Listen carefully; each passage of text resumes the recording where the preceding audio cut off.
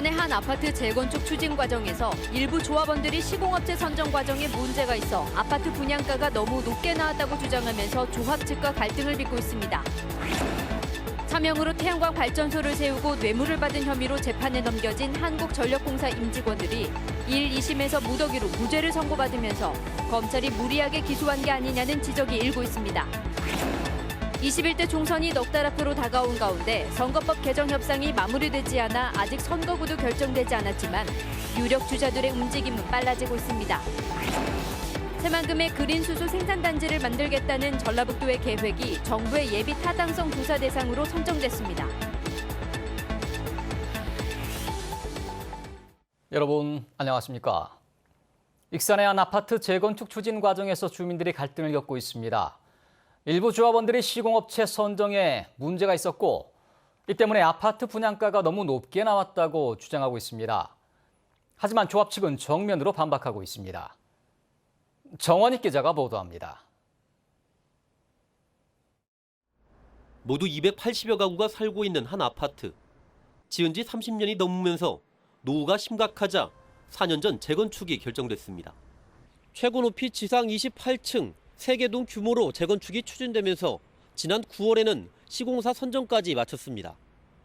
시공사 선정 과정에서 해당 업체는 분양가 3.3제곱미터당 990만 원, 조합원들에 대한 무상 지분율 65.03%를 제공한 것으로 알려졌습니다. 일부 조합원들은 업체 선정 과정에 문제가 있다 보니 분양가가 턱없이 높게 나왔다며 반발하고 있습니다. 떨어진 업체와 그리고 들러리로 들어온 업체와 전화 통화를 해보니 실질적으로 조합장을 통해서 990만 원, 950만 원, 910만 원이라는 조건과 무상 지분율 65%라는 조건을 맞춰서 갖고 들어오라는 지시를 받았기 때문에 그렇게 들어왔다라는 내용을 들었습니다. 또 조합 측이 재건축 관련 정보를 조합원들에게 제대로 알리지 않고 있다고 주장하고 있습니다. 조합 측은 조합원들에게 알려야 할 사항들은 아파트 게시판에 공고했고 인터넷 카페에도 모두 올려놨다고 반박했습니다. 업체 선정 과정에도 문제가 없었고 분양가 역시 비싼 게 아니라는 입장입니다. 다 부셔갖고 처리를 해야 돼요. 이 처리 비용이 수십억 들어갑니다. 이게 다 지하가 있어요. 옛날에 방공호 시설이라. 여기서 그냥 우리가 30억을 잡는다고 해도 한 세대당 1,000만 원씩을 내야 돼요. 조합 측이 다음 달 조합원 총회를 열고 분양가를 최종적으로 결정하기로 하면서 갈등은 더욱 커질 것으로 보입니다. JTB 뉴스 정원익입니다. 후배를 폭행한 전공의와 이를 묵인한 교수에게 전북대병원이 정직 1개월의 징계를 내린 것을 놓고 처벌 수위가 약하다는 지적이 나왔습니다. 대한전공의협의회는 비슷한 폭력 사건에 대해서 지도 전문의 박탈이나 파면 징계를 내린 다른 병원들의 사례와 비교할 때 전북대병원이 결정한 정직 1개월 처분은 적절치 못하다며 시간이 지나 처벌할 수 없다거나 전공의 처벌 내규가 없다는 전북대병원의 해명은 모두 핑계에 지나지 않는다고 비판했습니다. 전북대병원 전공의 A씨는 2016년 말부터 넉 달 동안 후배 전공의를 폭행하고 욕설한 혐의로 B 교수는 이를 알면서도 묵인하거나 일부 폭행에 가담한 혐의로 기소돼 최근 벌금형을 확정받았습니다.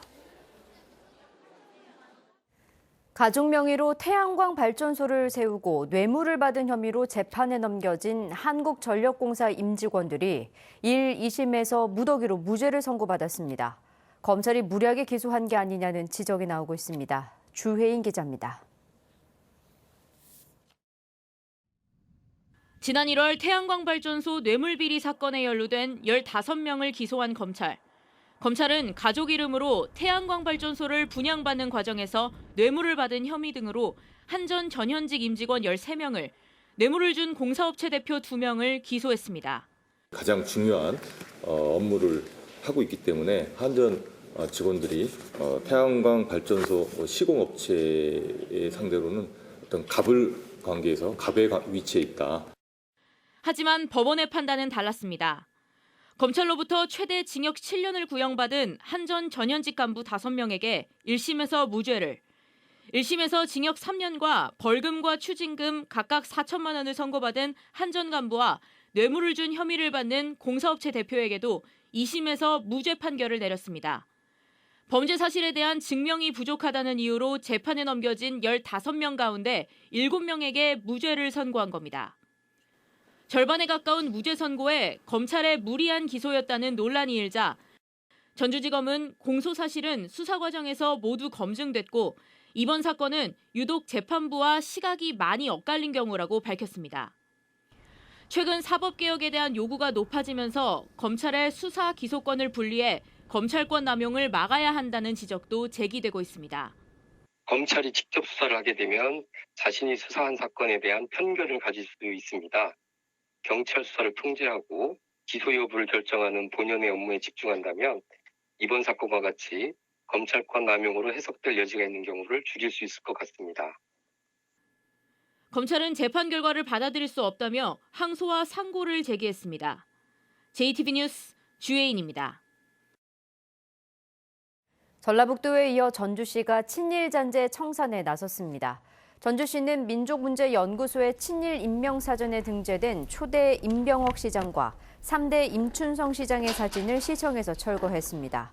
민족문제연구소에 따르면 임병옥 시장은 일제강점기의 국방헌금과 징수품 공출 등을 장려했고 임춘성 시장은 중일전쟁 출정군인 환송연을 여는 등 전시 업무를 맡았습니다. 21대 총선이 넉 달 앞으로 다가왔습니다. 선거법 개정 협상이 마무리되지 않아서 선거구도 결정되지 않았지만 유력 주자들의 움직임이 한층 빨라지고 있습니다. 내일부터는 예비후보 등록이 시작됩니다. 이승환 기자가 보도합니다. 총선이 넉 달 앞으로 다가오면서 주요 입지자들의 출마 선언이 잇따랐습니다.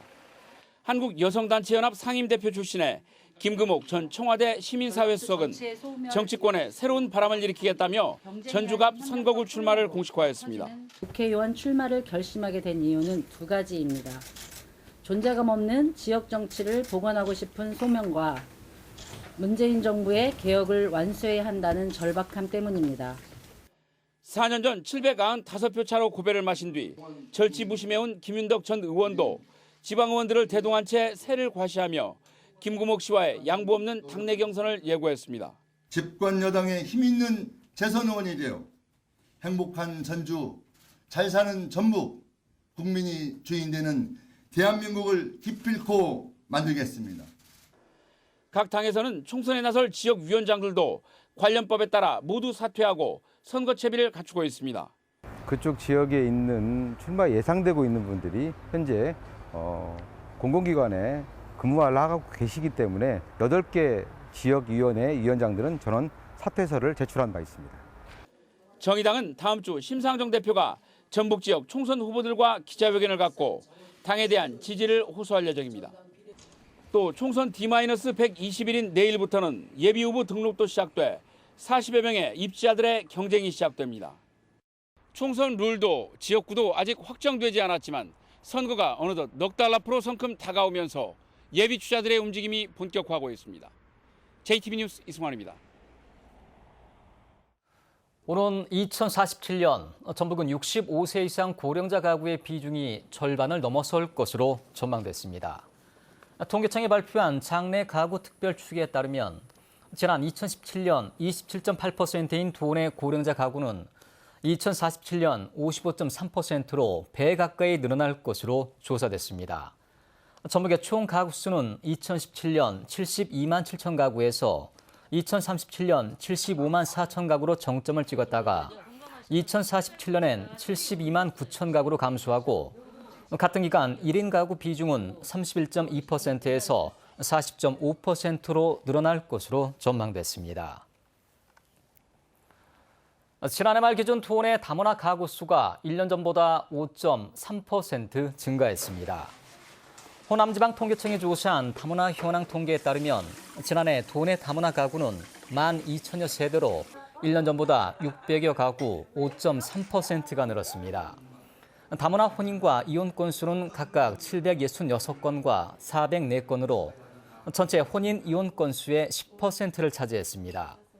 출신 국적별로는 베트남이 35%로 가장 많았고 중국과 필리핀이 뒤를 이었습니다. 수소는 석유를 대체할 미래 친환경 에너지로 각광받고 있는데요.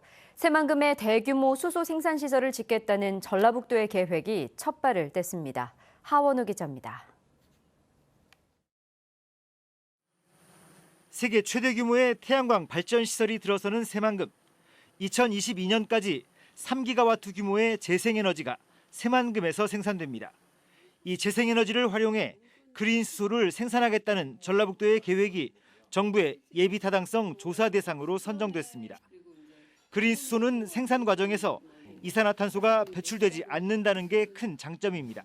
수소 생산부터 유통, 그다음에 활용 분야까지 있는데 가장 핵심적인 그린 수소 생산 분야는 전라북도에서 대규모로 실증을 해서 발전시키겠다 하는 정부의 의지가. 오는 2022년부터 새만금에 100메가와트 규모로 물을 수소로 만드는 설비가 들어섭니다. 국내 최대 규모로 연간 14,000톤씩 수소를 생산할 수 있습니다. 그린수소 생산단지가 본격 조성되는 2022년부터는 수소 생산과 저장, 운송과 관련된 기업과 연구소가 새만금 일대에 모여들 것으로 전라북도는 기대하고 있습니다. 수소 상용차를 만드는 현대차, 수소 저장 용기를 생산하는 일진 복합소재 등 세계적인 기술력을 가진 기업들이 전북에 있어 관련 산업의 동반 성장도 기대할 수 있습니다. 전주와 완주가 손을 잡고 도전장을 낸 수소 시범도시 공모 사업은 오는 18일쯤 결과가 발표될 예정입니다. 새만금에 수소 생산기지가 들어서고 전주, 완주가 수소 시범도시로 지정되면 전북이 수소 경제의 중심지로 도약하는 든든한 발판이 될 것으로 보입니다. JTB 뉴스 하원호입니다.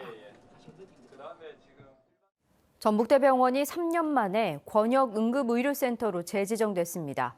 국회 김광수 의원은 지난 2016년 어린이 교통사고 환자에 대한 응급처치가 늦어져 사망에 이른 사고로 권역응급센터가 취소됐던 전북대병원이 응급센터로 다시 지정됐다고 밝혔습니다.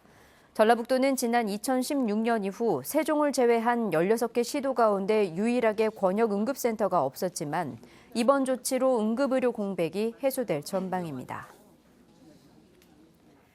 전주지방법원 신청사 준공식이 김명수 대법원장과 지역 주민 등 100여 명이 참석한 가운데 열렸습니다.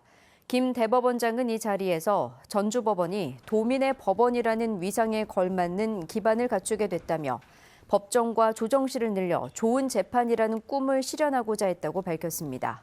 대지 면적 3만 2천 제곱미터의 지하 1층, 지상 11층 규모로 지어진 전주법원은 지난 2일부터 공식 업무를 시작했습니다. 여인 속에 불을 질러 3명을 숨지게 한 혐의를 받는 62살 김모 씨에 대한 국민참여재판이 오늘 전주지방법원 대법정에서 열리고 있습니다. 검찰 측이 CCTV 정밀 분석을 통한 이동 경로, 압수물 감정 결과 등을 토대로 혐의 입증에 나선 가운데 김 씨의 실제 방화 여부에 대해 변호인 측과 팽팽히 맞서고 있습니다. 재판부는 배심원들의 평의 결과를 참고해 오늘 밤 늦게 유무죄 여부와 양형을 결정할 것으로 예상됩니다. 오늘 아침 9시쯤 고창군 성송면 한 야산에서 70대 노인이 화재로 숨진 채 발견돼 경찰이 수사에 나섰습니다. 산에서 연기가 난다는 신고를 받고 출동한 소방당국은 불에 탄 조립식 주택 마당에서 시신을 발견했고 사망자는 최근 야산에 가건물을 짓고 살던 76살 A씨인 것으로 확인됐습니다. 경찰은 목격자 등을 상대로 정확한 경위를 조사하고 있습니다. 내일은 비가 오겠습니다. 비는 내일 새벽 서해안부터 내리기 시작해 출근길 무렵에는 전역으로 확대되겠습니다.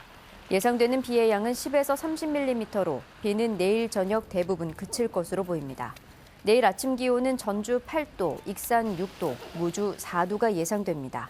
한낮 기온은 전주 13도, 군산 12도, 진안과 장수는 10도로 내일도 큰 추위는 없겠습니다.